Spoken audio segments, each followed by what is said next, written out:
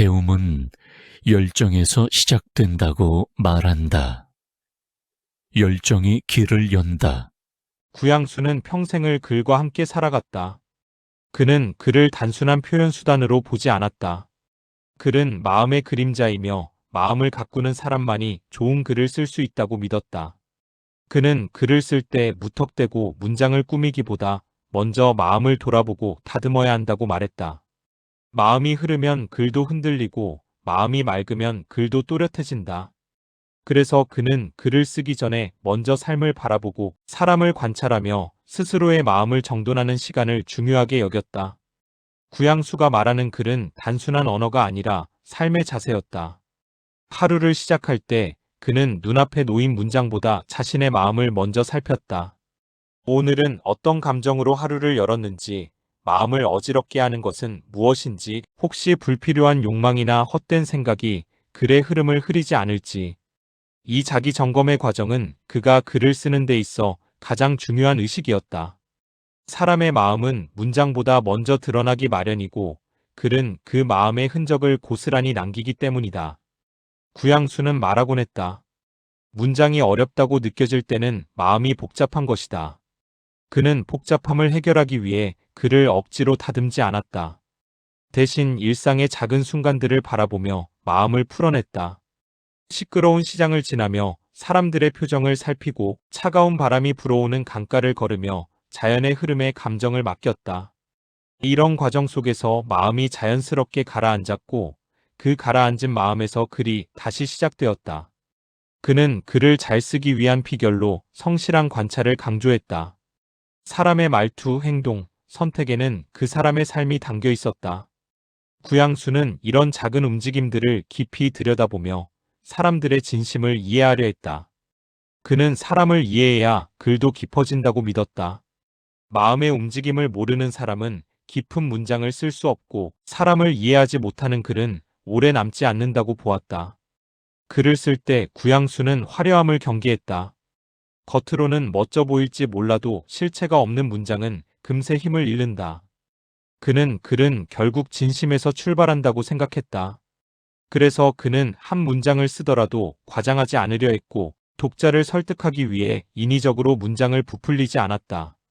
꾸밈 없는 문장 속에서도 충분한 힘이 흐른다고 믿었다. 진심으로 쓰인 문장은 화려한 문장보다 훨씬 오래 남는다는 것이 그의 확신이었다. 구양수의 글에는 늘 따뜻함이 묻어났다. 그는 세상을 날카롭게 보지 않았고 사람을 차갑게 대하지 않았다. 그의 문장은 상대를 깎아내리거나 인정받기 위해 쓰인 것이 아니라 삶을 함께 나누고자 하는 마음에서 출발했다. 그래서 그의 글은 시대를 넘어 지금까지도 읽힌다. 글에 담긴 그의 마음은 오래도록 사람들에게 도달했고 그 따뜻함은 시간이 흘러도 빛을 잃지 않았다.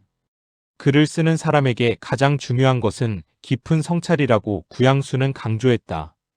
감정의 흐름을 정확히 바라보고 자신의 허점을 숨기지 않고 삶의 모순을 정직하게 마주하는 용기가 필요했다.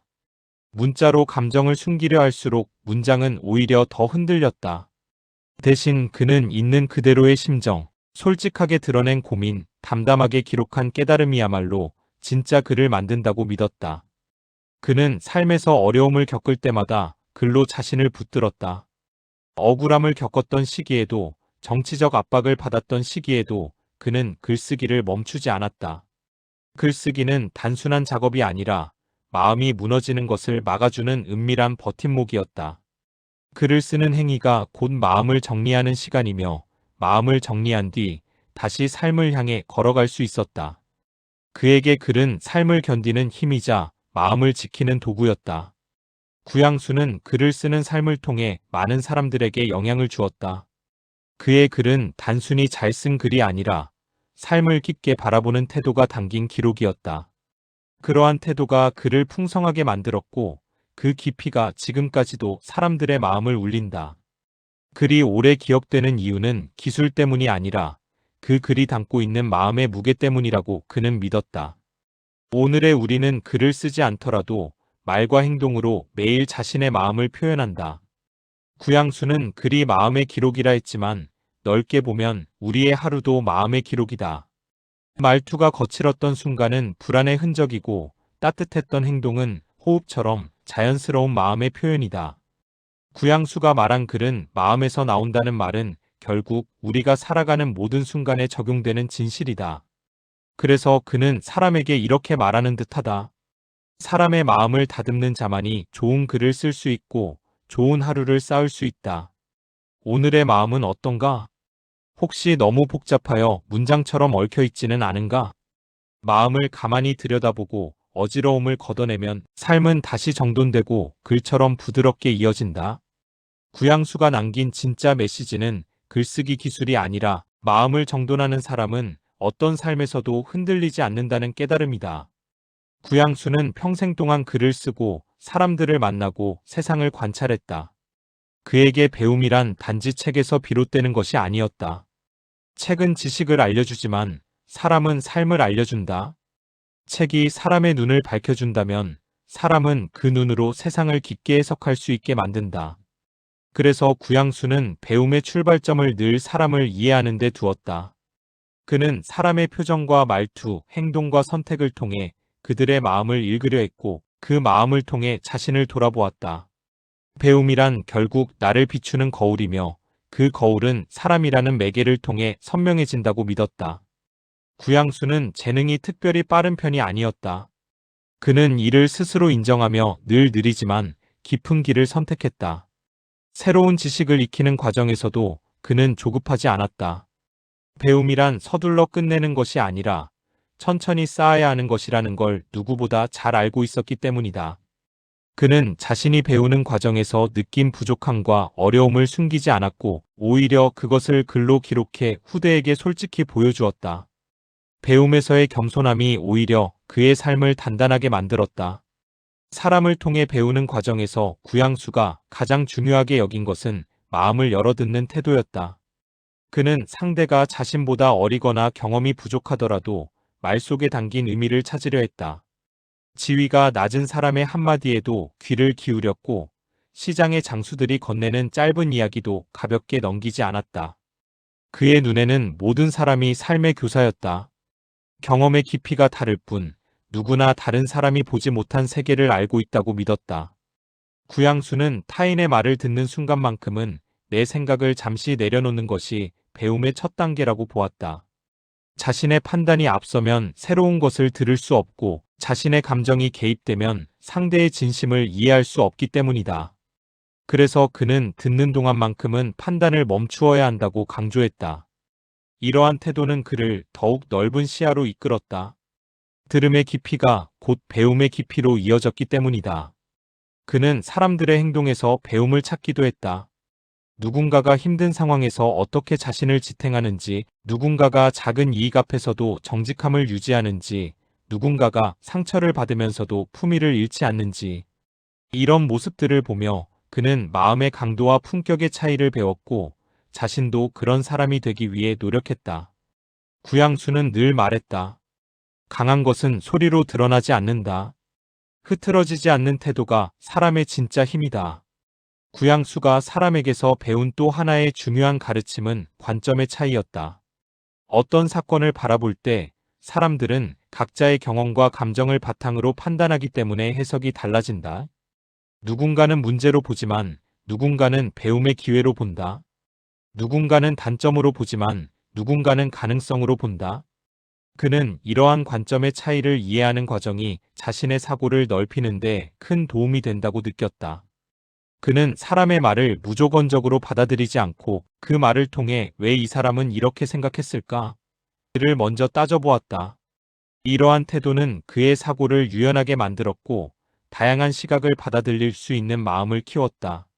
사람을 통해 배우는 과정은 때때로 쉽지 않았다. 세상에는 다양한 마음을 가진 사람들이 있고 그 중에는 상처를 주는 사람도 있으며 의도치 않게 불편함을 주는 사람도 있다. 하지만 구양수는 그런 사람들조차 배움의 대상으로 바라보았다. 그는 상처를 주는 사람을 보며 내가 다른 일을 대할 때 이런 모습을 보이지 말아야겠다고 다짐했고 불편한 마음을 느끼게 하는 사람을 보며 사람의 감정은 이렇게 쉽게 영향을 받을 수 있구나라고 깨달았다. 심지어 부정적인 경험도 그의 마음을 넓히고 단단하게 만드는 중요한 배움이었다. 그는 종종 자신이 만난 사람들과의 작은 장면들을 글로 기록했다. 시장의 노인이 건네준 음식을 통해 그는 배려의 무게를 배웠고 어린아이의 울음을 통해 감정의 순수함을 깨달았다. 한때 자신을 나쁘게 대했던 사람을 이해하려 하며 마음의 폭을 넓혔고 자신보다 훨씬 높은 자리에 있는 사람의 교만을 보며 권력의 위험함을 다시금 생각했다. 이 모든 장면들이 구양수에게는 단순한 일이 아니라 마음을 성장시키는 재료였다. 구양수는 배움을 통해 자신을 보는 시간을 가장 소중하게 여겼다. 그는 새로운 지식을 얻는 것보다 그 지식을 자신의 삶 속에서 어떻게 녹여내는지를 더 중요하게 생각했다. 배운 것이 있다면 그것이 실제로 자신의 태도와 행동에 어떤 변화를 가져오는지를 되돌아보았고, 배움이 삶으로 이어지지 않는다면 그것을 진정한 배움으로 인정하지 않았다. 그는 배움은 알미 아니라 변화를 만드는 힘이라는 믿음을 가지고 살았다. 삶에서 자신을 보는 일은 언제나 쉽지 않았다. 때로는 부끄러운 면이 드러났고, 때로는 인정하고 싶지 않은 모습이 나타났다. 그러나 구양수는 이러한 자기 성찰을 피하지 않았다. 오히려 성찰의 과정을 두려워하지 않을 때 사람이 성장한다고 믿었다. 성찰은 실패를 꾸짖는 시간이 아니라 더 나은 방향으로 나아가기 위해 자신을 확인하는 과정이었기 때문이다. 사람을 통해 배우고 배움을 통해 자신을 바라보는 과정에서 구양수의 마음은 점점 더 깊어졌다. 그는 사람들의 말과 행동 속에서 인간의 복잡함을 이해했고 그 복잡함을 품을 수 있는 여유를 길렀다. 그는 자신의 부족함을 인정하고 타인의 장점을 배우며 삶을 더 깊게 아우를 수 있는 시야를 가졌다. 그의 배움은 끝나지 않았고 그 끝나지 않는 배움이 그의 글을 더욱 풍성하게 만들었다. 오늘 우리의 삶에서도 구양수가 말한 사람을 통해 배우는 일은 여전히 유효하다. 우리는 매일 다양한 사람을 만나고 그 사람들은 우리에게 보이지 않는 방식으로 영향을 준다. 어떤 사람은 따뜻함을 주고 어떤 사람은 우리가 더 단단해지도록 한다. 어떤 사람은 조심해야 할 부분을 깨닫게 하고 어떤 사람은 우리가 잃어버린 마음의 결을 다시 떠올리게 한다. 사람은 모두 서로의 교사이고 우리는 서로의 거울이다. 구양수의 사상은 조용히 이렇게 말한다. 사람을 배우는 순간 나는 한층 더 나아진다. 나를 보는 순간 삶은 한층 더 깊어진다. 구양수는 사람의 마음을 흐리는 가장 강력한 요소로 욕심을 꼽았다. 그는 욕심을 단순한 물질적 탐욕으로만 보지 않았다. 인정받고 싶은 마음, 앞서가고 싶은 마음, 남보다 나아 보이고 싶은 마음, 억울함을 덜고 싶은 마음까지. 인간의 마음에서 끊임없이 피어오르는 모든 과한 바람을 욕심이라 보았다. 그리고 이 욕심이 마음의 중심을 흔들어 삶 전체를 어지럽게 한다는 사실을 깊이 이해했다. 사람의 마음은 처음에는 잔잔한 호수처럼 맑다. 하지만 욕심이라는 작은 돌멩이가 떨어지는 순간 물결이 크게 흔들리기 시작한다. 마치 조용한 물가에 작은 물결이 점점 커져 주변을 덮어버리는 것처럼 욕심은 처음에는 사소하게 보인다. 그러나 그 사소함이 마음의 중심을 천천히 무너뜨리고 결국 자신조차 통제할 수 없을 만큼 삶을 흔들어 놓는다. 구양수는 이 과정을 누구보다 잘 알고 있었다. 욕심이 들어오는 순간은 언제나 달콤하다. 조금 더 가질 수 있지 않을까? 나도 이 정도는 누릴 자격이 있지 않을까? 이번만은 괜찮겠지? 이 유혹은 거절하기 어렵다. 하지만 구양수는 바로 이 사소한 유혹에 흔들리지 않는 사람이 진정 강한 사람이라고 보았다. 그는 욕심을 덜어내는 행위가 단념이 아니라 더 큰 것을 얻기 위한 선택이라는 사실을 강조했다. 작은 욕심에 흔들리지 않을 때 마음은 여유를 얻고 여유는 시야를 넓히고 넓어진 시야는 결국 더 큰 기회를 불러온다. 구양수의 삶에는 어려움도 많았다. 정치적 공격을 받았고 억울한 비판을 당했으며 자리에서 물러나야 했던 시기도 있었다. 그러나 그 순간마다 그는 욕심을 선택하지 않았다. 반발하거나 지나친 명예욕을 드러내거나 자신의 지위를 지키기 위해 무리한 행동을 하지 않았다. 그는 욕심을 다스리면 마음이 흐리지 않고 마음이 흐리지 않으면 바른 선택을 할 수 있다고 믿었다.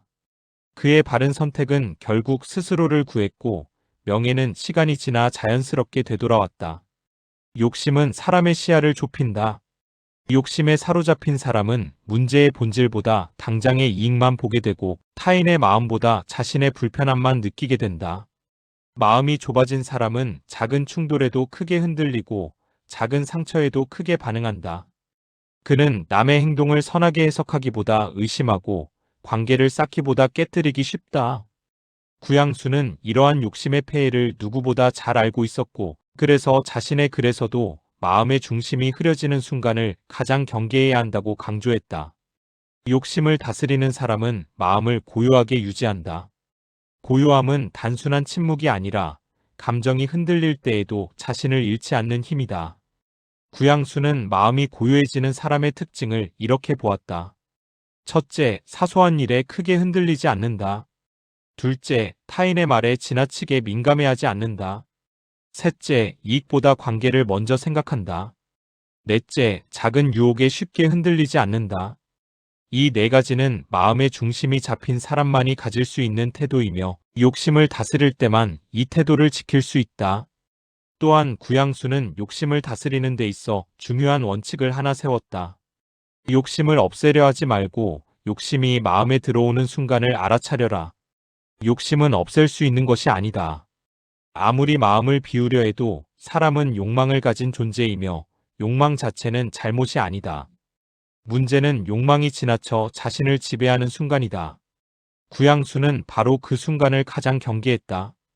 욕심이 마음에 들어오는 순간을 인식하면 마음의 주도권을 다시 줄 수 있고 그 순간이 지나면 욕심은 자연스럽게 작아진다. 욕심을 다스리는 사람은 삶의 리듬이 안정적이다. 흔들리지 않고 급하게 움직이지 않고 상대방을 불필요하게 상처 주지 않는다. 그는 여유 있게 상황을 바라보고 분명한 기준으로 판단하며 자신이 책임질 수 있는 범위를 명확히 안다. 이런 마음을 가진 사람은 타인의 신뢰를 자연스럽게 얻는다. 신뢰는 큰 소리로 얻어지는 것이 아니라 욕심을 절제하는 조용한 태도 속에서 쌓인다. 구양수는 또한 말과 행동에서 욕심이 드러나는 순간을 정확히 파악했다.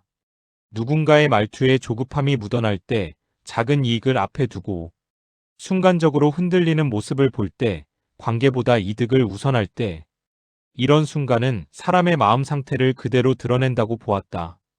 그는 이러한 장면을 통해 스스로를 돌아보고 말했다. 나 또한 이런 모습이 있는지 살펴야 한다. 남의 욕심을 통해 자신의 욕심을 발견하고 그 욕심을 다스리는 태도는 그의 삶을 더 성숙하게 만들었다. 욕심을 다스리는 삶은 단순히 절제의 삶이 아니다. 그 삶은 마음을 맑게 하고 맑아진 마음은 더 넓은 세상을 바라보게 한다. 욕심에 눈이 멀어 있으면 작은 이익에만 집중하게 되지만 욕심을 내려놓으면 비로소 더 큰 기회와 더 넓은 세상이 보인다. 구양수는 자신의 삶에서 이 사실을 수없이 경험했고 그래서 욕심을 절제하는 것이야말로 인생의 큰 지혜라고 여겼다. 마음을 지키는 사람은 욕심을 통제할 줄 안다. 욕심을 다스리는 사람은 흔들리지 않는다. 욕심을 극복한 사람은 흐림 없이 자기 길을 걸어갈 수 있다. 구양수는 바로 이 삶을 살아냈다. 조용하고 꾸준하고 흔들림 없이 자신의 길을 걸어갔다. 욕심이 만든 소음 속에서도 그는 늘 중심을 잃지 않았고 그 중심은 그의 글을 깊게 만들고 그의 삶을 단단하게 만들었다. 오늘 우리의 삶 속에서도 욕심은 수시로 찾아온다. 인정받고 싶은 마음, 비교에서 오는 초조함, 남의 속도에 흔들리는 불안함. 이런 순간마다 구양수는 우리에게 조용히 말한다. 욕심이 찾아오는 순간을 알아차려라. 그것만으로도 마음은 다시 중심을 찾는다. 당신은 지금 어떤 욕심 앞에 서 있는가? 그 욕심이 나를 흐리고 있는가? 아니면 더 단단해지기 위한 신호인가? 욕심을 알아차린 사람은 이미 절반의 승리를 얻은 것이다. 구양수의 삶에는 고독한 순간이 많았다. 정치적 억압 속에서 홀로 남겨진 시간, 오해와 비판을 받은 뒤 조용히 물러나 있어야 했던 시간, 자신을 지지하던 사람들마저 떠나고 고요한 방 안에서 긴 사유의 밤을 보내야 했던 시간. 그러나 그는 이 고독을 두려움으로 바라보지 않았다. 오히려 고독을 통해 마음이 다져졌고 고독 속에서 삶의 기준이 더욱 명확해졌다고 느꼈다. 구양수에게 고독은 상처가 아니라 단단함의 근원이었고 도망칠 대상이 아니라 자신을 성장시키는 조용한 스승이었다. 사람은 누구나 혼자만의 시간과 마주한다. 하지만 대부분은 이 시간을 불편해한다. 말소리가 끊기면 불안해지고 주변의 관심이 줄어들면 자신이 작아진 것처럼 느낀다. 침묵은 마음에 감춰두었던 감정들을 드러내기 때문에 외면하고 싶었던 상처가 다시 고개를 들기도 한다. 그래서 어떤 사람은 고독 속에서 흔들리고 어떤 사람은 고독 속에서 무너진다. 그러나 구양수는 고독 속에서 자신을 지탱하는 방법을 배웠고 그 고독이 삶의 모든 순간을 견디는 힘이 되었다. 고독이란 단순히 혼자 있는 시간이 아니다. 고독은 마음이 어떤 상태로 그 시간을 받아들이느냐에 따라 전혀 다른 의미를 갖는다. 외로움을 고통으로만 받아들이면 마음은 다치고 어두워진다. 하지만 고독을 들여다보는 시간으로 받아들이면 마음은 새로운 길을 만든다. 구양수는 고독을 통해 자신의 감정을 정직하게 마주했고 그의 내면은 그 과정을 통해 더욱 깊어졌다. 고독 속에서 사람은 평소 보지 못했던 자신을 발견한다. 분주한 일상에서는 감정의 조각들이 빠르게 지나가 버리지만 고요한 시간에는 그 조각들이 또렷하게 모습을 드러낸다. 예전에는 웃으며 넘겼던 일이 왜 마음에 걸렸는지, 사소한 말 한마디에 왜 상처를 받았는지, 불필요한 욕심이 왜 생겨났는지. 이러한 감정들은 고독 속에서만 정확히 보인다. 그래서 고독은 사람을 진실하게 만들고 그 진실함이 삶을 더 단단하게 만든다. 고독을 견디는 사람은 흔들리지 않는다. 타인의 평가나 시선이 사라진 자리에서도 자신의 기준을 지킬 수 있기 때문이다. 많은 사람들이 다른 사람의 존재 속에서 자신을 유지한다. 누군가 지켜보고 있을 때는 바르게 행동하려 노력하지만 혼자 있는 순간에는 기준이 느슨해지기도 한다. 그러나 구양수는 혼자 있을 때 더욱 바르게 행동했다. 그는 누군가 보고 있어서 바르게 행동하는 것이 아니라 내 마음이 지켜보고 있으니 바르게 행동해야 한다고 믿었다.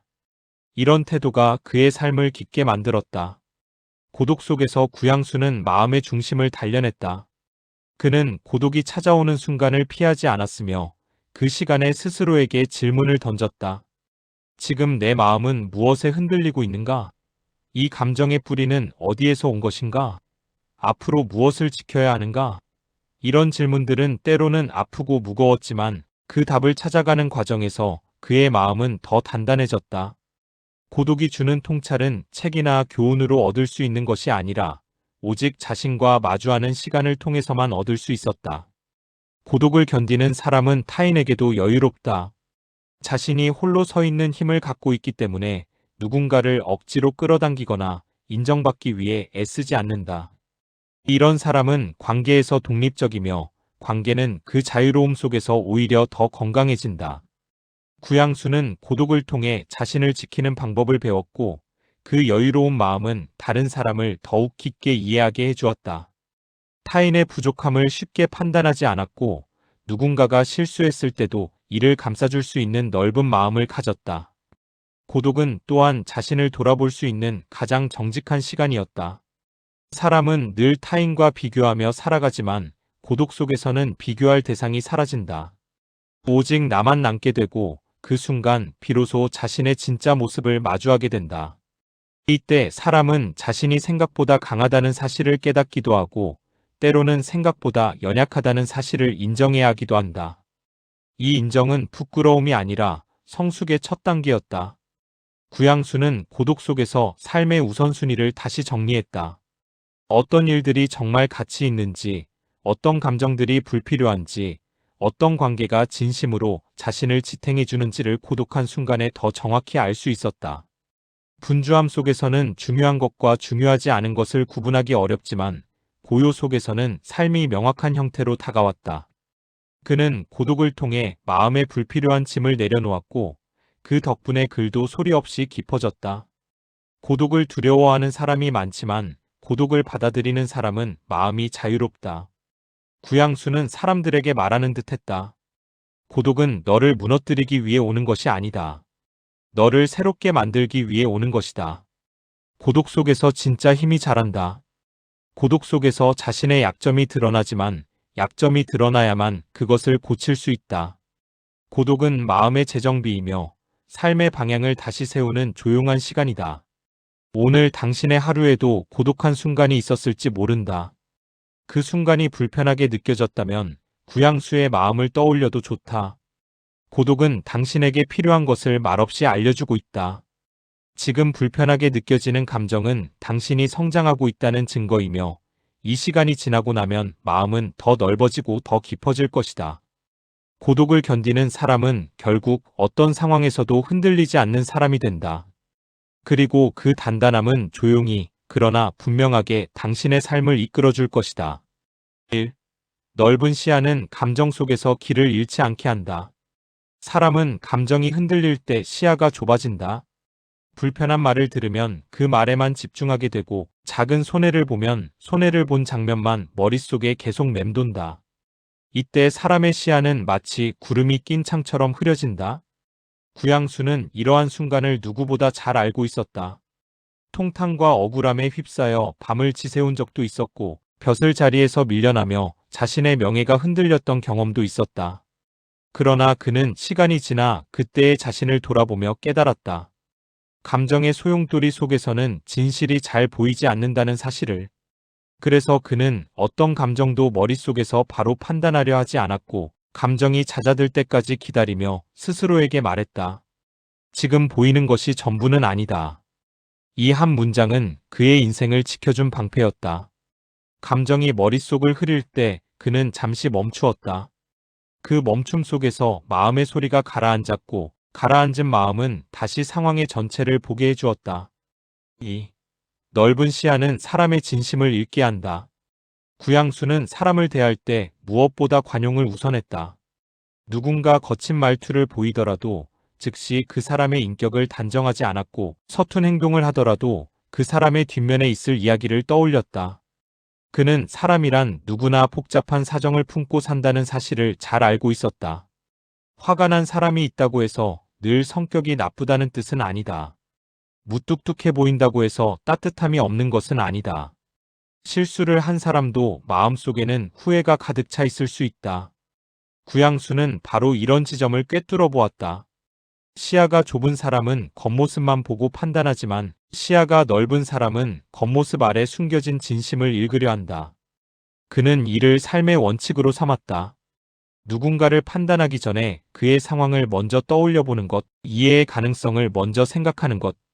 이러한 태도는 그를 많은 사람들로부터 존경받게 했다. 3. 넓은 시야는 작은 차이를 크게 만들지 않는다. 사람들 사이의 갈등은 대부분 작은 차이에서 시작된다. 말투의 차이, 생각의 차이, 기대의 차이. 그러나 시야가 넓으면 이 작은 차이가 커질 이유가 없어진다. 구양수는 작은 충돌 하나에도 크게 마음을 상하는 사람들을 보면서 부족한 것은 상황이 아니라 마음의 공간이라는 사실을 이해했다. 마음의 공간이 좁으면 작은 일이 들어올 자리조차 버겁게 느껴지지만 마음의 공간이 넓으면 큰 일도 담담히 처리할 수 있게 된다. 그래서 그는 관계가 흔들릴 때, 감정이 거칠어질 때 먼저 마음의 공간을 넓히는 연습을 했다. 그에게 있어 마음의 공간을 넓히는 방법은 두 가지였다. 한 걸음 물러나는 것. 즉각적으로 반응하지 않고 상황의 흐름을 전체적으로 보는 것. 상대의 입장에서 바라보는 것. 내가 아는 조각만으로 판단하는 것이 아니라 상대가 본 세계도 분명 존재한다는 것을 인정하는 것. 이 두 가지를 실천하면 대부분의 갈등은 사라졌고 사라진 갈등의 자리에는 이해와 여유가 자리를 잡았다. 4. 넓은 시야는 인생의 속도를 조절하게 한다. 구양수는 속도에 흔들리지 않는 삶을 중요하게 여겼다. 주변 사람들이 빠르게 앞서 나갈 때도 조급해하지 않았고 세상이 시끄러울 때도 서둘러 결정을 내리지 않았다. 그는 이렇게 말했다. 다들 달린다고 해서 나도 반드시 달릴 필요는 없다. 그는 자기 마음의 속도에 맞춰 걸었다. 배움도, 글도, 인간관계도 서두르지 않았다. 오히려 천천히 관찰하고 천천히 판단하며 천천히 쌓아갔다. 그 천천함 속에서 그는 흔들리지 않는 삶의 흐름을 만들었다. 넓은 시야를 가진 사람은 길을 잃지 않는다. 눈앞의 혼란보다 더 먼 곳을 보기 때문이다. 길이 굽이쳐도 중심이 흔들리지 않고 잠시 멈춰도 전체 방향을 잊지 않는다. 5. 넓은 시야는 삶을 부드럽게 만든다. 삶이 거칠어지는 이유는 대개 두 가지다. 마음이 흔들릴 때, 시야가 좁아질 때. 넓은 시야를 가진 사람은 작은 문제에도 크게 반응하지 않는다. 그는 상황의 배경을 보고 관계의 맥락을 보고 감정 한 조각에 모든 의미를 부여하지 않는다. 그래서 그의 삶은 부드럽고 사람들과의 관계도 자연스럽다. 부드러움은 약함이 아니라 강함이다. 부드러운 물이 바위를 깎듯이 넓은 시야는 인생의 거친 면을 자연스럽게 다듬어준다. 구양수는 이렇게 말하는 듯하다. 눈앞의 것에 휘둘리면 마음은 좁아지고 멀리 보는 사람만이 마음의 평화를 얻는다. 6. 오늘의 우리는 얼마나 넓게 보고 있는가? 우리가 하루 동안 만나는 일들은 대부분 작다. 하지만 작은 일이라고 해서 작은 영향을 남기는 것은 아니다. 좁은 시야에서 보면 작은 일을 크게 오해하고 작은 말 한마디에 큰 상처를 받으며 작은 갈등에도 마음이 뒤틀린다. 그러나 넓은 시야를 가지면 작은 일들의 그림자가 줄어든다. 그 일의 본질이 보이고 그 사람의 진심이 보이고 내 마음의 불편함이 어디에서 왔는지도 보인다. 오늘 하루 동안 당신이 만났던 일들을 떠올려보라. 혹시 시야가 너무 가까이 고정되어 있네. 불필요하게 마음이 흔들린 순간은 없었는가? 조금만 멀리서 보았다면 그 일이 얼마나 단순한 것이었는지 알 수 있지 않았을까?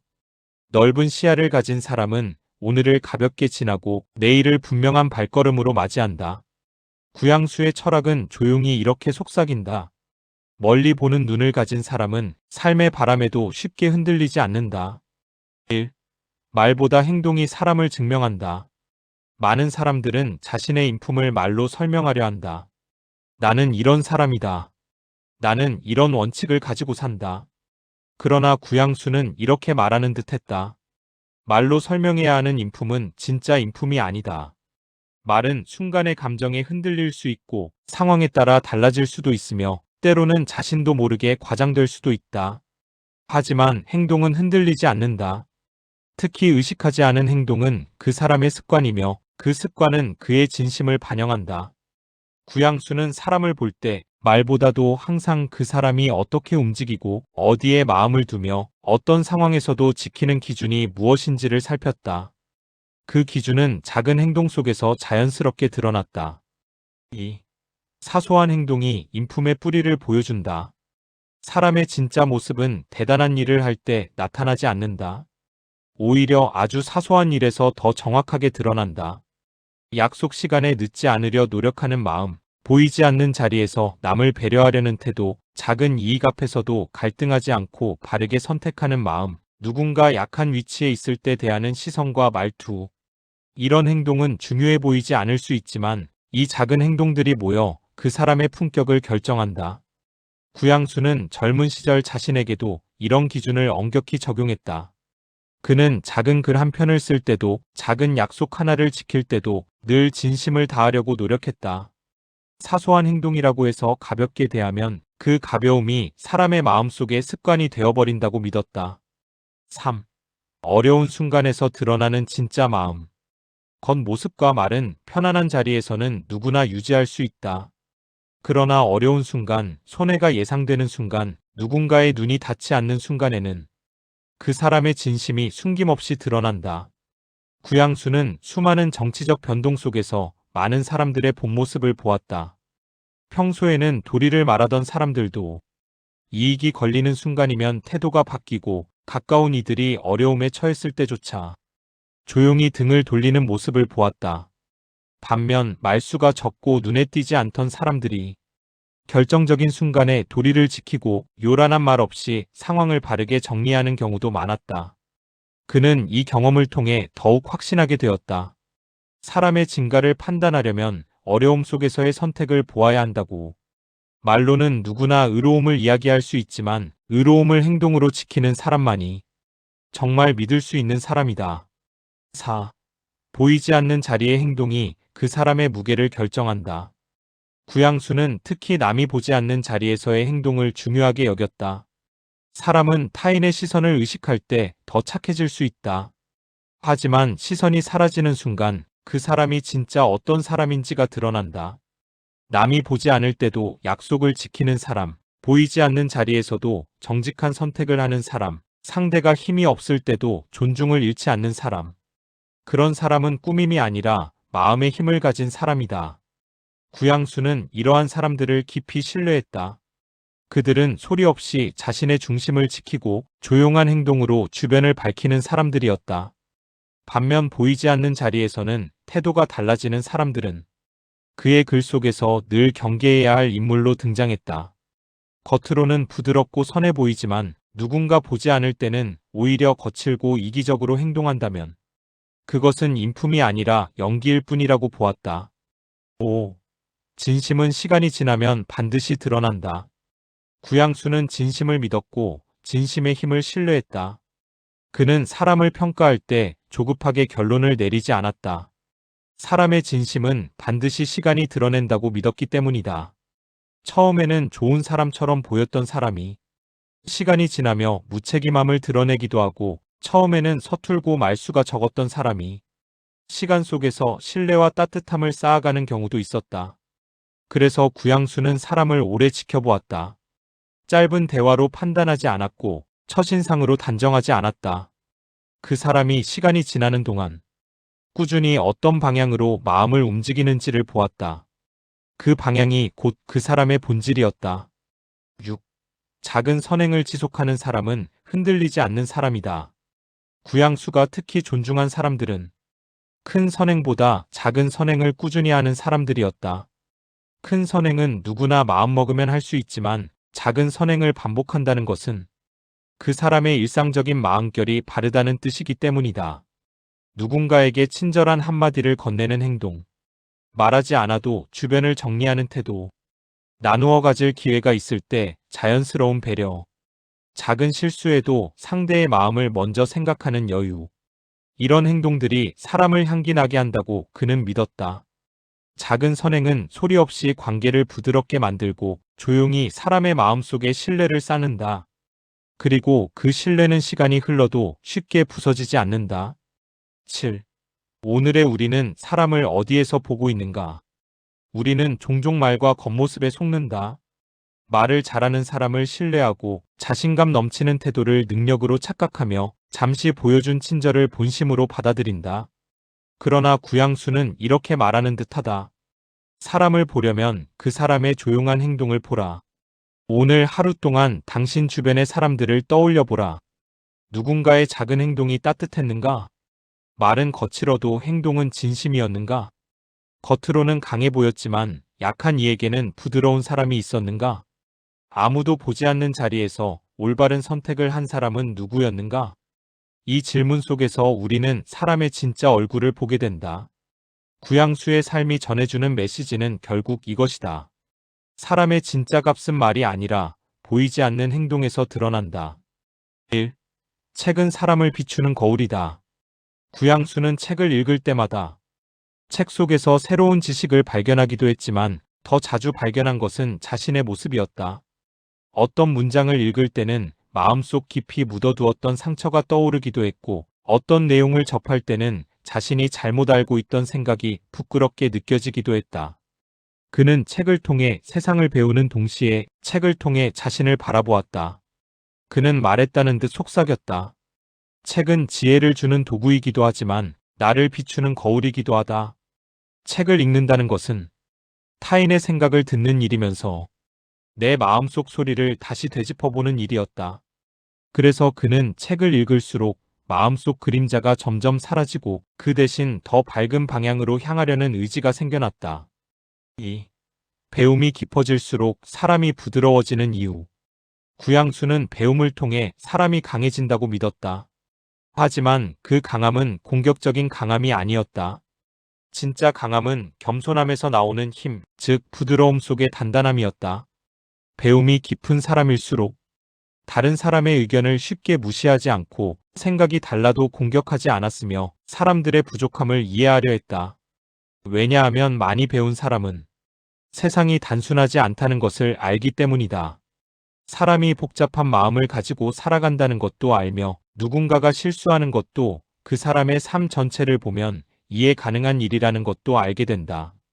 그래서 배움이 깊은 사람은 다른 사람에게 쉽게 분노하지 않고 작은 실수에도 크게 흔들리지 않는다. 구양수는 바로 이런 사람이 되고자 했다.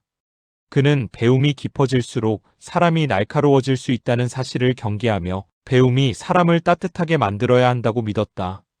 3. 배움은 실천으로 이어질 때 가치가 생긴다. 구양수는 배움을 절대 책 속에 가두지 않았다.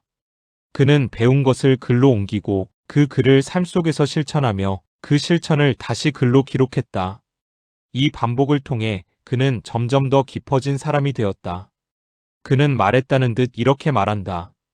배움은 행동을 낳지 않으면 의미가 없다. 지식을 아무리 많이 알아도 그 지식이 마음을 비추지 못하면 삶은 달라지지 않는다. 예를 들어 겸손이 중요하다는 사실을 알고 있으면서도 타인을 쉽게 판단한다면 그 배움은 아직 마음에 뿌리 내리지 못한 것이다. 배움이란 머리가 아는 것이 아니라 몸과 마음이 변화하는 것이었다. 그는 자신에게 이렇게 물었다. 나는 오늘 배운 것을 어떻게 살아냈는가? 이 질문이 그를 더 따뜻하고 깊은 사람으로 만들었다. 4. 글은 배움의 끝이 아니라 배움의 시작이다. 구양수는 글을 쓰며 배웠다. 그는 글을 쓰는 행위를 통해 자신의 생각을 명확히 했고 맞는 생각과 틀린 생각을 한 번 더 구분했다. 글을 쓰다 보면 머릿속에서 애매하게 자리 잡고 있던 생각들이 구조를 갖추고 형태를 드러냈다. 그는 글을 쓰는 과정에서 자신의 감정이 어떤 방향으로 흐르는지를 알게 되었고 왜 어떤 부분에서 흔들렸는지도 파악할 수 있었다. 그래서 그에게 글쓰기는 단순한 기록이 아니라 마음을 정리하는 도구였다. 글을 쓰면 마음의 모양이 보이고 마음의 모양을 알게 되면 삶을 다시 세울 수 있다. 이것이 구양수가 글을 멈추지 않았던 이유였다. 5. 진정한 배움은 익숙함을 의심하는 순간 시작된다. 사람은 익숙한 것에 기대어 살기 쉽다. 익숙한 사고방식, 익숙한 판단 방식, 익숙한 감정의 흐름. 그러나 구양수는 배움이란 이 익숙함을 한번 의심하는 순간 시작된다고 보았다. 나는 왜 이렇게 생각하는가? 나는 왜 이런 감정을 느끼는가? 나는 왜 이런 선택을 반복하는가? 이 질문들을 던지지 않으면 사람은 성장할 수 없다. 그래서 그는 자신에게 늘 질문을 던졌다. 그리고 그 질문을 솔직하게 기록했다. 배움은 정답을 찾는 것이 아니라 자기 안에 있는 오래된 습관과 싸우는 과정이었다. 6. 배운 사람이 갖춰야 할 마지막 조건, 여유. 구양수는 배움을 통해 여유를 얻었다고 말한다. 여유는 단순한 느긋함이 아니라 마음의 무게가 줄어들었을 때 생기는 가벼움이었다. 많이 배운 사람일수록 남을 쉽게 판단하지 않고 말을 쉽게 내뱉지 않으며 감정에 휩싸여 실수하지 않는다. 그는 이렇게 말하고 있었다. 배움이 깊은 사람은 조용해지고 조용한 사람은 마음이 단단해진다. 여유를 갖춘 사람은 삶의 빠른 흐름 속에서도 휘둘리지 않고 고난 속에서도 흐름을 잃지 않는다. 이 여유가 바로 구양수가 말한 깨달음의 마지막 단계였다. 7. 오늘 우리는 어떻게 배우고 있는가? 오늘 당신은 무엇을 배웠는가? 그리고 그 배움은 지금 당신의 마음속 어디에 자리하고 있는가? 지식을 머리에 쌓고만 있지는 않는가? 아니면 그 지식을 삶 속에서 작게라도 실천하고 있는가? 배움은 많을 필요가 없다. 중요한 것은 깊이이며 더 중요한 것은 변화이다. 책 한 줄에서 마음의 방향을 바꿀 수 있고 끓는 물 같은 감정 속에서도 한마디의 배움으로 마음을 가라앉힐 수 있다. 구양수는 오늘 우리에게 이렇게 말하는 듯하다. 배움은 결국 마음을 밝히기 위한 것이다. 마음이 밝아지면 삶도 자연스럽게 빛을 찾는다. 1. 중심이 있는 마음은 상황에 따라 흐려지지 않는다. 세상은 늘 움직이고 사람의 관계는 변화하며 삶은 때로는 예상치 못한 방향으로 흘러간다. 이 모든 변화 앞에서 흔들리지 않고 설 수 있는 사람은 외적으로 강한 사람이 아니라 내면에서 중심을 잡은 사람이다. 구양수는 중심을 잡는 힘이란 억지로 마음을 붙드는 의지가 아니라 마음을 가볍게 비우고 본질을 선명하게 이해할 때 생기는 힘이라고 보았다. 마음속에 과한 욕심이 있으면 중심이 흔들리기 쉽고 누군가의 시선에 갇혀 살면 자신의 기준을 잃어버리기 쉽다. 중심 있는 사람은 마음속 짐을 덜어내고 필요 없는 감정들을 놓아두며 자신이 지켜야 할 기준을 분명히 한다. 그 기준은 남이 만들어주는 것이 아니라 스스로의 경험과 성찰 속에서 만들어진다. 2. 중심이 있는 사람은 조용하지만 영향력 있다. 구양수는 소란스러운 힘을 믿지 않았다. 올라갈수록 조용해지는 나무처럼 깊어질수록 잔잔해지는 물처럼 진짜 강함은 소리 없이 드러난다고 믿었다. 중심이 있는 사람은 많은 말을 하지 않아도 말 한마디에 신뢰가 실리고 큰 행동을 하지 않아도 그가 가진 무게가 주변에 자연스럽게 전해진다. 그들은 사람들을 조용히 이끄는 힘을 가졌고 누군가에게 의존하지 않는 독립성을 가졌으며 누군가를 억지로 끌고 가지 않고도 주변에 안정감을 주는 존재였다. 구양수는 이런 사람들에게서 세상의 참된 아름다움을 보았다. 3. 중심을 잃지 않으려면 마음의 소음을 줄여야 한다. 사람의 마음이 흔들리는 이유는 단순히 사건 때문이 아니다. 그 사건을 해석하는 내면의 소음 때문이었다. 과한 걱정, 불필요한 비교, 인정받고 싶은 조급함, 과도한 자기 비판, 내려놓지 못한 감정의 찌꺼기. 이런 소음은 마음을 산만하게 만들고 중심을 잃게 한다. 구양수는 이런 소음을 잠재우기 위해 늘 자신의 마음을 들여다보았다. 혼자만의 고요한 시간을 통해 마음속에서 부딪히는 생각들을 정돈했고 불필요한 감정들을 조용히 내려놓았다. 마음이 고요해지면 중심이 자연스럽게 또렷해지고 그 중심은 다시 삶을 이끈다. 4. 중심이 있는 사람은 자기 길을 걸어간다. 구양수의 인생은 늘 평탄하지 않았다. 때로는 자리에서 밀려나기도 했고 억울함을 겪기도 했으며 자신의 능력이 오해받는 순간도 많았다. 하지만 그는 그 어떤 순간에도 남이 만든 길을 따라가지 않았다. 남이 정한 기준에 흔들리지도 않았다. 그가 걸은 길은 누군가의 평가를 위해서가 아니라 자신의 마음에 정직하기 위해 선택한 길이었다. 자기 길을 걷는다는 것은 고독을 감수하는 일이다. 때로는 손해를 감수해야 하는 일이며 많은 사람들의 오해를 견뎌야 하는 일이다. 하지만 구양수는 알았다. 중심이 있는 사람은 고독을 두려워하지 않는다는 것을. 왜냐하면 중심은 타인의 시선에서 오지 않고 자신의 마음속에서 만들어지기 때문이다. 5. 중심이 있는 사람은 타인을 부드럽게 대한다. 중심을 잃은 사람은 타인의 말에 쉽게 상처받고 타인의 행동에 과하게 반응하고 타인을 판단하는 데 많은 에너지를 쓴다. 하지만 중심이 있는 사람은 타인의 말이 자신의 기준을 흔들지 않고 타인의 감정이 자신의 감정을 지배하지 않는다. 그래서 그들은 사람을 부드럽게 대할 수 있다. 부드러움은 약함이 아니다. 부드러움은 마음의 여유에서 나오며 그 여유는 중심을 가진 사람만이 가질 수 있다. 구양수는 이런 부드러움 속에 진짜 인품이 깃들어 있다고 믿었다. 6. 중심이 있는 사람은 과거에 머물지 않는다. 사람이 흔들리는 이유 중 하나는 과거에 너무 오래 머물기 때문이다. 이미 지나간 말, 이미 끝난 관계, 이미 지나간 실수, 이미 떠나간 시간들. 과거의 그림자를 붙잡고 있으면 현재의 마음이 무거워지고 미래의 길이 보이지 않는다. 구양수는 과거를 돌아보되 그 과거에 사로잡히지 않았다. 그는 자신에게 일어난 억울한 사건도 삶의 일부로 받아들였고 그 사건이 자신의 마음을 어지럽히도록 내버려 두지 않았다. 지나간 것은 지나간 것이고 오늘의 삶은 오늘의 마음으로 살아야 한다고 믿었다. 그는 말했다는 듯 이렇게 말하고 있다. 과거를 떠나보낼 때 현재의 중심이 세워진다.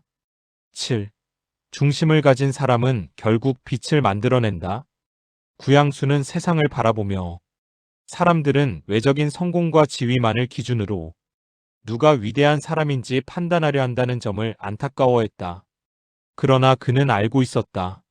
사람을 빛나게 하는 것은 지위나 명예가 아니라 조용히 자신을 다스리는 마음의 힘이라는 것을. 중심이 있는 사람은 반짝이는 성공이 없더라도 삶을 단단하게 살아가고 그 단단함이 시간이 지나 사람들의 마음속에서 깊은 울림이 된다. 그 울림은 묵직한 돌처럼 가라앉아 사람들의 마음을 흔들고 때로는 길을 잃은 이들에게 조용한 불빛이 되어준다. 빛은 소리 없이 퍼지고 중심도 소리 없이 생겨난다. 8. 마지막으로 구양수가 남기는 메시지. 8신에 걸친 그의 사상을 따라오며 우리는 마음을 다스리고 자신을 바라보고 타인을 이해하고 고독을 견디고 삶의 기준을 세우는 법을 배웠다. 그 모든 과정의 끝에서 구양수는 이렇게 말하고 있는 듯하다. 사람은 누구나 흔들린다. 하지만 중심을 잃지 않으려는 마음을 가진 사람은 결국 어떤 바람 속에서도 다시 일어날 수 있다. 삶의 바람이 거칠어도 마음의 중심을 붙들고 있으면 그 마음이 당신을 데리고 앞으로 나아갈 것이다. 흔들리는 것은 자연스러운 일이다. 그러나 중심을 다시 세우는 일 또한 언제든 가능하다. 당신 안에도 그 중심이 있고 그 중심은 언제든 당신의 삶을 다시 단단하게 만들 준비가 되어 있다.